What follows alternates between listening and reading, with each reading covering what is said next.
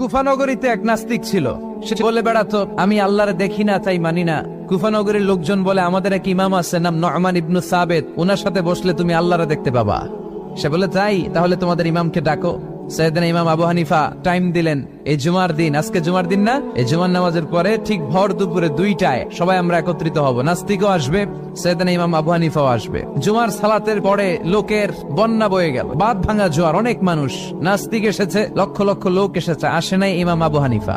আসে না আধা ঘন্টা, 1 ঘন্টা, 2 ঘন্টা পরে আসছে। নাস্তিক বলে, এই তোমাদের ইমাম যার কোনো সময়ের জ্ঞানই নাই, এর সাথে কিসের তর্ক?